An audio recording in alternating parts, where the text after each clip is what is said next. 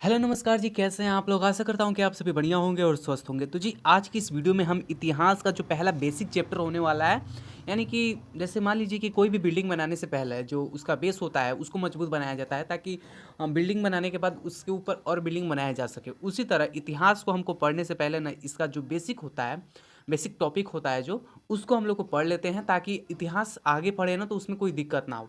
ठीक है, तो आपको पता हो कि इतिहास किसे कहते हैं। तो अतीत के बारे में जो अध्ययन करते हैं इसे ही हम लोग इतिहास कहते हैं, यानी कि जो बीता हुआ पल है, बीती हुई जो बातें होती हैं, चाहे कोई गुजरा हुआ वक्त को ही इतिहास कहते हैं।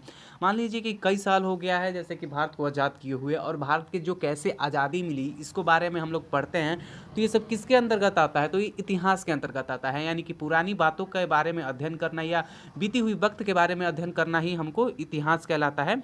या आप बोल सकते हैं कि अतीत के बारे में अध्ययन करना इतिहास कहलाता है। सभी बात एक ही होती है। और आपको बता दें कि इतिहास के जनक कौन है। आप में से बहुत सारे ऐसे स्टूडेंट होंगे जिनको ये भी नहीं पता है कि इतिहास के जनक कौन है। तो इतिहास के जो जनक है हेरोडोटस हैं। हेरोडोटस डोटस इतिहास के जनक कौन है, तो हेरोडोटस है इतिहास के जनक। ठीक है, और इतिहास को कितने खंडों में बांटा गया है, तो इतिहास के जो है ना वो 3 खंडों में बांटा गया है। और आज की इस वीडियो में उसी 3 खंड के जो खंड है, 3 खंड, उसमें से एक खंड को पढ़ने वाले हैं। तो देखिए इतिहास को कितने खंडों में बांटा गया है, यहाँ पर दिखा रहा है प्राग ऐतिहासिक काल जो खंड 1 है, दूसरा अर्ध ऐतिहासिक काल और तीसरा ऐतिहासिक काल।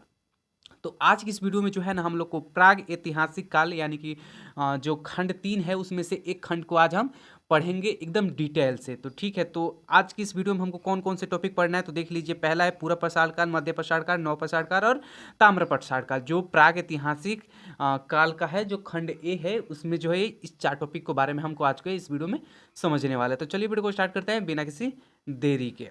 तो देखिए पहला हो जाएगा, पहला हमारा प्राग ऐतिहासिक काल। देखो ये जो था ना, ये एकदम इतिहास का आरंभिक काल था, यानी कि इसमें जो आदि मानव थे, यानी कि मानव बोल सकते हैं, वो खानाबदोश थे। यानी कि उनके पास पहनने के लिए ना वस्त्र था, कुछ नहीं, वो जैसे कि पत्ता लपेट के रहते थे। ठीक है, और जैसे कि खाने के लिए बोल दिया जाए तो वो शिकार करते थे और कंदमूल खाते थे। तो चलिए इसके बेसिक से पढ़ते हैं। तो देखिए इस समय यह इतिहास का सबसे प्रारंभिक समय था, यानी कि जो ये इतिहास का शुरुआती समय था। कौन सा? तब पूरा पाषाण काल। इस समय के मानव को आदिमानव कहा जाता था।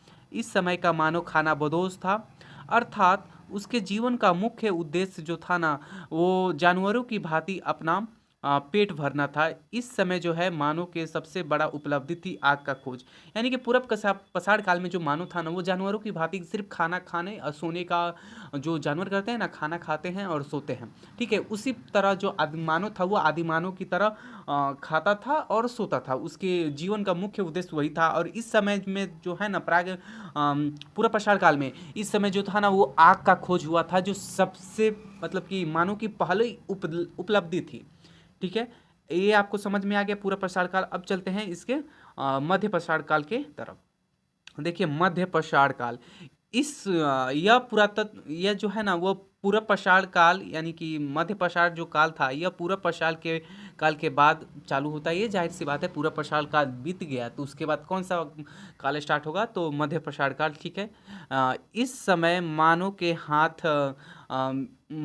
के हथियार छोटे आकार के होते थे। यानी कि इस समय जो थे ना वो मानव हथियार बनाना सीख गए थे। यानी कि हथियार से जैसे जानवर को मारना या स्वयं की सुरक्षा करने के लिए हथियार बनाना सीख गए थे। और इस समय जो था ना मध्य पाषाण काल में मानव के जो हथियार थे, आदि मानव के, वो थोड़े छोटे से आकार के होते थे। इस समय के मानव की सबसे बड़ी प्रमुख जो कार्य थी ना वो थी अंतिम संस्कार। यानी कि इस समय मध्य पाषाण काल में मानव थोड़ी शिक्षित हो गए थे, जो अंतिम संस्कार के बारे में उनको पता चल गया था। अगर कोई आदि मानव मरता था तो उनको ऐसे फेंक नहीं देते थे वो लोग, उनका दाह संस्कार करते थे। तो इस समय जो था ना मध्य पाषाण काल में आदि मानव के पास थोड़ा सा शिक्षा हो गया था, तो उन्होंने अंतिम संस्कार की जो विधि होती है उनको सीख लिया था मध्य पाषाण काल में। तो आपसे क्वेश्चन पूछ देगा कि अगर मध्य पाषाण में आदिमानव का हथियार कैसा होता था, तो तो वो छोटी आकार का होता था। और मध्य पाषाण काल में जो आदिमानव थे वो अंतिम संस्कार की जो विधि थे वो सीख चुके थे, यानी कि उसको अपना चुके थे। अगर क्वेश्चन पूछते कि पूर्व पाषाण काल में आदिमानव ने किस चीज़ की खोज की थी, तो पूर्व पाषाण काल में जो आदिमानव थे उन्होंने आग की खोज की थी, आपको ये बता देना है। और पूर्व पाषाण काल में जो आदि मानव थे वो खाना बदोश थे, यानी कि जानवरों की भांति वो खाते थे और सोते थे। ठीक है, तो आपको पूर्व पाषाण काल और मध्य पाषाण काल में कोई दिक्कत नहीं है तो कमेंट जरूर कीजिएगा। ठीक है, अब बात करते हैं तीसरा, यानी कि नव या उत्तर पाषाण काल। ठीक है, इसके बारे में हम लोग समझते हैं। इस काल के मानव ने अस्थाई आवास बना लिया था, यानी कि आप नव पाषाण काल में बोल सकते हैं कि आदिमानव ने अपने रहने के लिए अस्थाई निवास बना चुके थे, यानी कि घर बना चुके थे। ठीक है, साथ ही मानव ने कृषि तथा पशुपालन भी प्रारंभ कर दिया था। आपसे क्वेश्चन पूछ देगा किस काल में आदिमानव ने घर बनाना और कृषि करना और पशुपालन करना सीख लिया था, तो उत्तर मार दीजिएगा नव पाषाण काल या उत्तर पाषाण काल में। ठीक है, मानव ने इस काल में पहिया तथा मन का, यानी कि जो घड़ा होता है ना, उसका खोज किया था। नव पाषाण काल में जो मानव थे उन्होंने पहिया, जो आपको टायर दिखाई जाता है ना, जो गाड़ी चलती है, उस पहिए का खोज किया था और घड़ा का खोज किया था, यानी कि मनका का जो है आदिमानव ने खोज किया था नव पाषाण काल में। आपसे क्वेश्चन पूछ देगा ना कि नव पाषाण काल में जो है आदिमानव ने क्या क्या बनाना सीखा था, तो सबसे पहले तो पहिया, उसके बाद उसने मनका बनाना सीखा। नव पाषाण काल में उन्होंने कृषि करना सीखा। नव पाषाण काल में उन्होंने पशुपालन करना सीखा और नव पाषाण काल में उन्होंने अपना अस्थाई निवास बना लिया। इतना आपको समझ में आ गया। अब चलते हैं इसके ताम्र पाषाण काल में, जो इसका आखिरी टॉपिक होने वाला है, ताम्र पाषाण काल। यह ताम्र पाषाण काल यह पाषाण काल का अंतिम समय था। जो जितने भी हम लोग पाषाण काल पढ़े हैं ना, पूर्व पाषाण काल, मध्य पाषाण काल, नव पाषाण काल, तो जो ताम्र पाषाण काल है ये पाषाण काल का अंतिम समय था। इस समय तांबे का खोज हुआ था। आपसे क्वेश्चन पूछ देगा कि तांबे का खोज कब हुआ था, तो ताम्र पाषाण काल में तांबे का खोज हुआ था। और ताम्र का मतलब होता है तांबा, इसलिए इस काल को ताम्र पाषाण काल के नाम से भी जाना जाता है। आपको ये बात याद रखनी है। इस कारण औद्योगिकरण की शुरुआत हुई। जब तांबे का खोज हो गया ना, तो इसके कारण औद्योगिकरण की शुरुआत हुई। तांबे से अनेक प्रकार की वस्तुएं बनने लगी, सिक्के बनने लगे, हथियार बनने लगे। ठीक है, इस औद्योगिकरण का विकसित रूप सिंधु घाटी सभ्यता में देखने को मिलता है। इस औद्योगिकरण का जो विकसित रूप है वो सिंधु घाटी सभ्यता में देखने को मिलता है। अगर यहाँ पर सिंधु घाटी सभ्यता दे दिया, यानी कि समझ जाइए कि अगला जो चैप्टर आने वाला है वो सिंधु घाटी सभ्यता यहाँ पर आने वाला है। ठीक है, तो अगले वीडियो में हम सिंधु घाटी सभ्यता के बारे में समझेंगे। तो पहले इसमें समझिए ना, ताम्र पाषाण काल में इसमें जो है आदि मानव ने सबसे पहले धातु की बात करें तो तांबे की खोज की थी। ठीक है, तो जिसके कारण जो है अनेक प्रकार के वस्तुएं बनने लगे, उससे हथियार बनने लगे, सिक्के बनने लगे, जिससे औद्योगिकरण की जो शुरुआत हुई। और इसका जो मुख्य आप विस्तार देख सकते हैं किसमें, तो सिंधु घाटी सभ्यता में।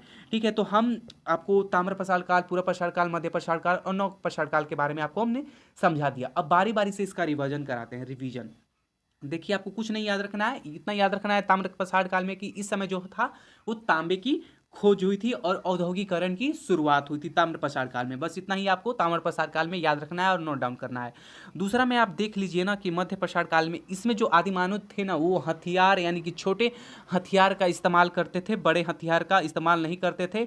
और अंतिम संस्कार की जो विधि थी उसको अपना लिए थे, यानी कि अंतिम संस्कार करना स्टार्ट कर दिए थे। किस काल में, तो मध्य पाषाण काल में। बस आपको इतना ही याद रखना है। नव पाषाण काल में आपको याद रखना है ना कि मनुष्य जो थे वो अस्थायी निवास बना लिए थे, यानी कि घर का जो निर्माण करना वो सीख चुके थे, पशुपालन सीख चुके थे और कृषि सीख चुके थे। और पहिया और मनके का जो निर्माण था वो नव पाषाण काल में यानी कि उत्तर पाषाण काल में हुआ था। बस आपको इतना ही याद रखना है। और उसके बाद आपको पूरा पाषाण काल में ये याद रखना है ना कि इस समय जो आदि मानव था वो खाना बदोश था, यानी कि जानवरों की भांति बस खाता था, सोता था।